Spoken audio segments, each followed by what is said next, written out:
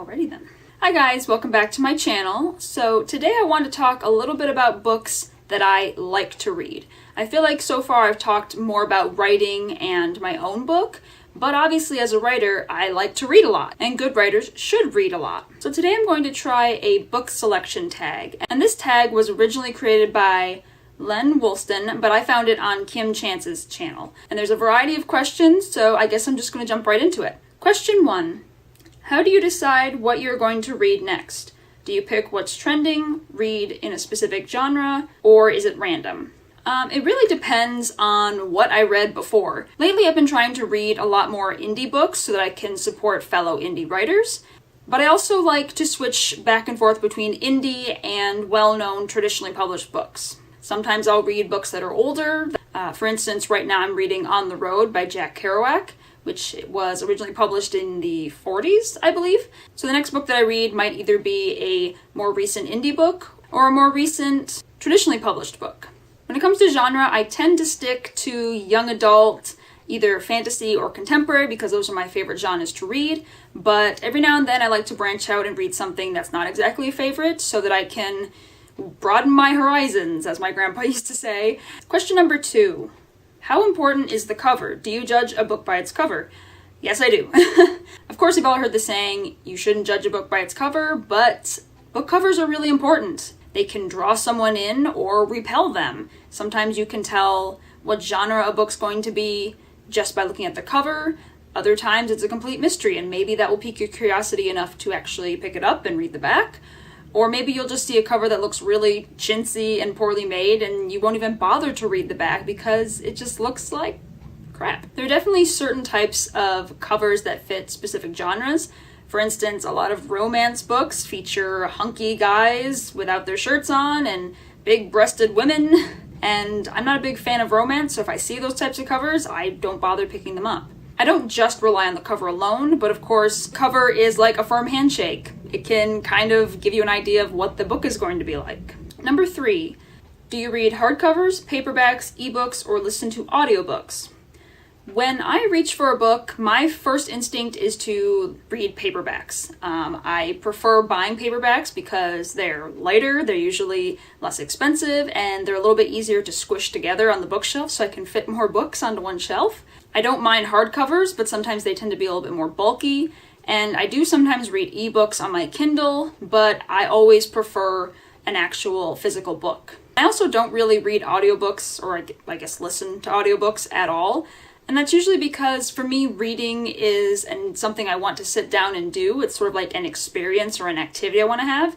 And audiobooks are really good if you're sort of doing other things like driving or maybe doing chores. But if I'm actually reading a book and I want to actually get into it, then I'd rather sit there and physically focus on that alone and nothing else. Number 4, do you prefer series or standalones? Why? It depends. I go back and forth. I like series because if you like the first book, of course, then there's going to be more for you to delve into and really experience the world more fully. And of course, you get to revisit characters that you love. But standalones are kind of nice because we don't always want to read a 10-book series or something like that. If you're getting into a series and you end up liking it, then you're pretty much committed to that series until you finish it. Number 5, do you binge read or take your time reading a few chapters at a time? I used to binge read like crazy when I was a kid. I used to read tons of books every single month.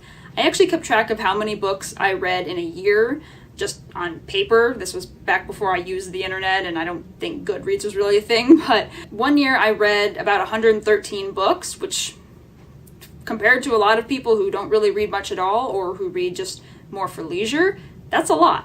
Nowadays, I tend to take my time a little bit more because I don't have as much time to devote to reading, so I try to make it a habit to at least read 1 or 2 chapters every night. Question number 6.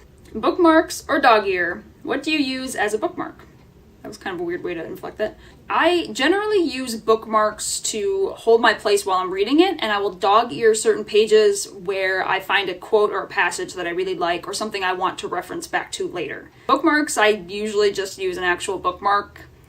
If I'm in a pinch, I might tear the corner of a piece of paper off and put that in a book, but I guess I'm kind of old school or something that I just like bookmarks. I also have a ton of bookmarks, so it makes sense to use them so they're not just sitting on my bookshelf collecting dust. If I have them, might as well use them instead of finding some strange object to hold my place. Question number 7. Do you take notes in your books, or is this forbidden?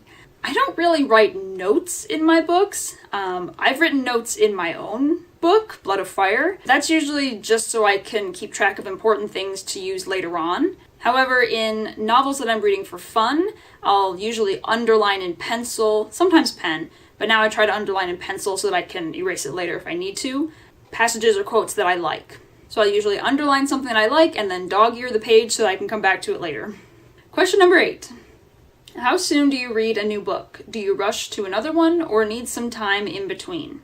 It really depends. Every now and then I'll maybe take a day or two just so I'm not forcing myself to read something. But I don't usually take a lot of time between books. I don't usually need a lot of time to digest or come down from the emotion of whatever book I just finished, unless it was a book that I really loved and really got into, in which case, yeah, I might take a couple days, but nowadays I usually have one just lined up back to back to back. Number 9, do you write reviews for the books you've read, including bad reviews? Yes, I try to review all the books that I read now, especially if they're indie books, because those are the kinds of people that need more attention, and it's a lot harder for them to get reviews than it is for someone who's, say, a very well-known, traditionally published author. And I've heard...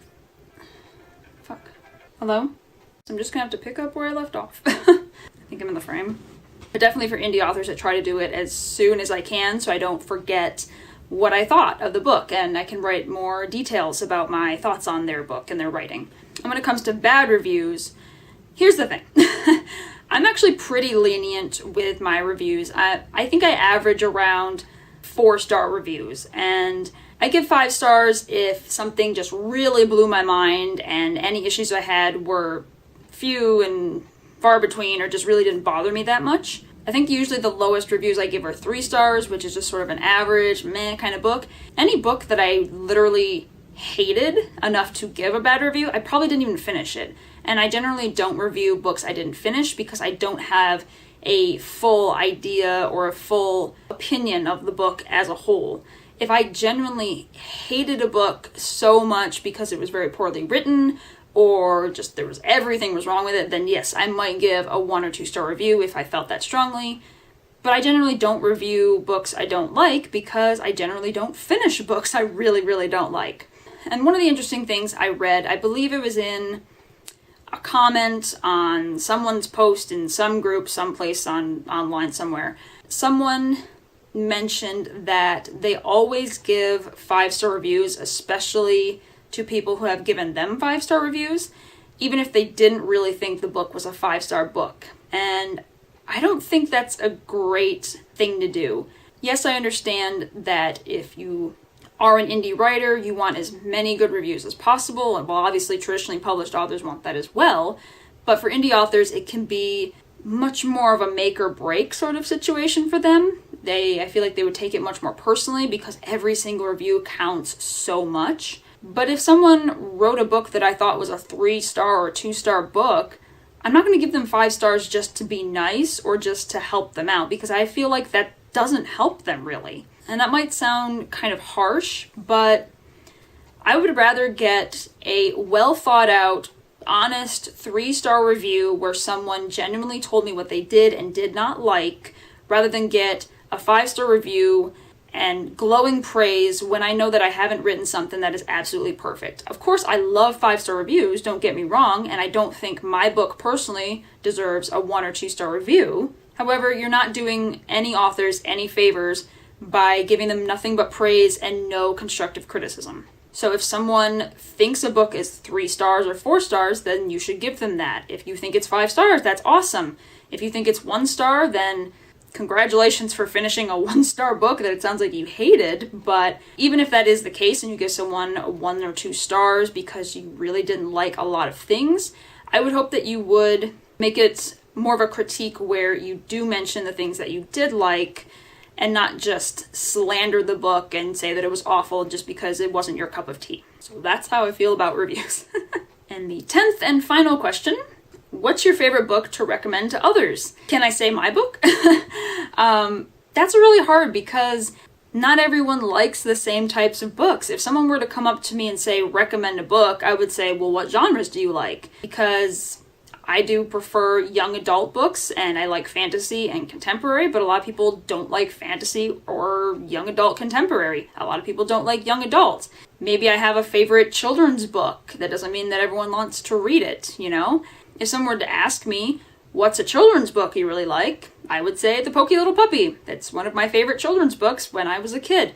If someone said, what's your favorite horror book? I wouldn't really be able to give them an answer because I don't really read horror. So for me to just say, let me just randomly recommend a book to you, that's a little bit risky because I don't know what you like to read and people know what they like and they know what they don't like. So if you want me to recommend a book to you, tell me what genre you like first. And there you have it. That was Lenn Woolston's book selection tag, which I again found on Kim Chance's channel. If I remember, I will link both of their videos below. I will definitely put the questions down below in the description, along with other places that you can follow me on other social media if you would like to keep up with me.